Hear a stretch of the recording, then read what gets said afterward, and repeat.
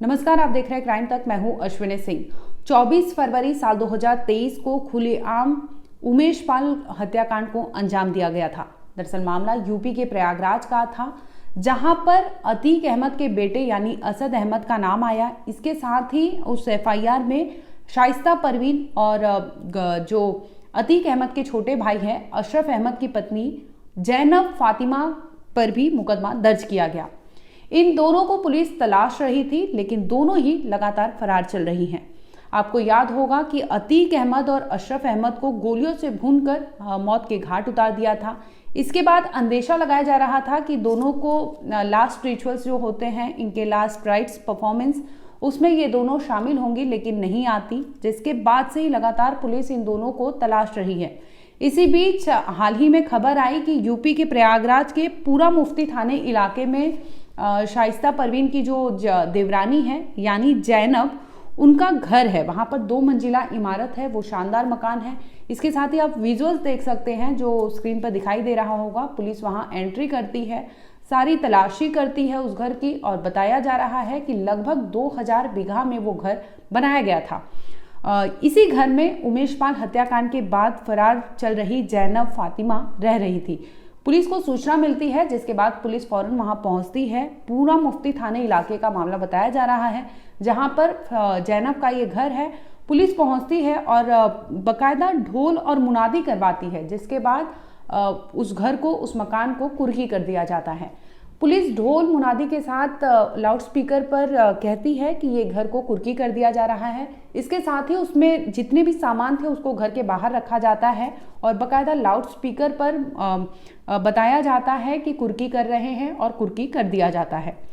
आइए इस मामले पर पुलिस ने क्या कहा, आपको सुनवाते हैं। सल्लापुर में स्थित इसके मकान की ये उमेश पाल हत्याकांड में हमारी अभियुक्त है और अभी फरार चल रही है।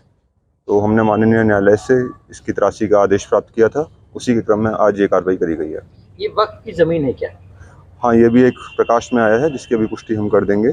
फिलहाल ये तथ्य आए थे कि ये वक्फ की जमीन है जिस पे इन्होंने कब्जा किया था। कितना एरिया होगा सर?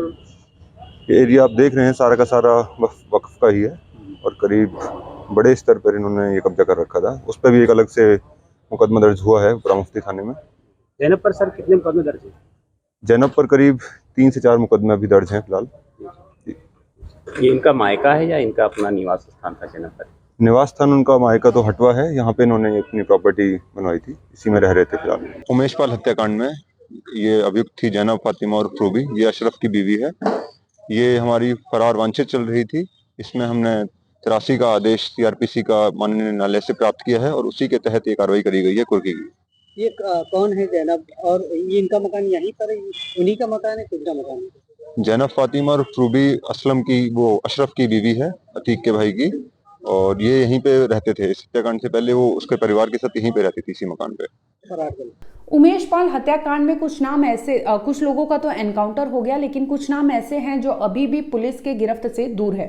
पहला नाम आता है गुड्डू मुस्लिम का, दूसरा नाम आता है साबिर का, तीसरा नाम आता है शाइस्ता परवीन का, चौथा नाम आता है जैनब फातिमा का।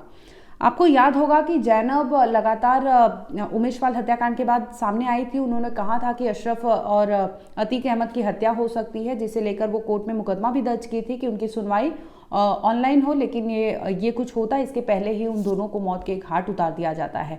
लेकिन इसी बीच खबर आई कि फातिमा को लेकर, जैनब फातिमा जो है वो प्रयागराज के इस इलाके में रहती है, जिसके बाद पुलिस वहां पहुंचती है और उस घर को कुर्की कर दिया जाता है। यानी अब रास्ते बहुत कम है, क्योंकि अतीक अहमद और इनका जो भी सरगना चलता था वो कहीं ना कहीं पुलिस ने रोक दिया है, कम कर दिया है। तो ऐसे में ये दोनों, चाहे शाइस्ता की बात करें चाहे फातिमा की बात करें, ये दोनों को भी बहुत किल्लतों का सामना करना पड़ रहा होगा। हालांकि इनके घर परिवार बच्चे यहाँ वहाँ बिखरे हुए हैं। इसके साथ ही इनके ससुराल वालों को भी लेकर पुलिस लगातार पूछताछ की इनसे, लेकिन फिर भी जैनब या शाइस्ता को लेकर कोई खबर नहीं आई।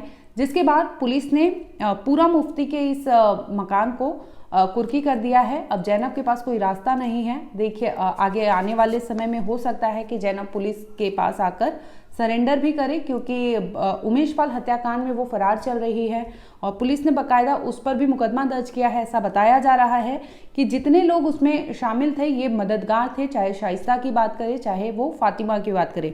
इन दोनों ने उस हत्याकांड को अंजाम देने में काफ़ी मदद की थी, जिसके बाद से ही पुलिस इन दोनों की तलाश में जुटी हुई है।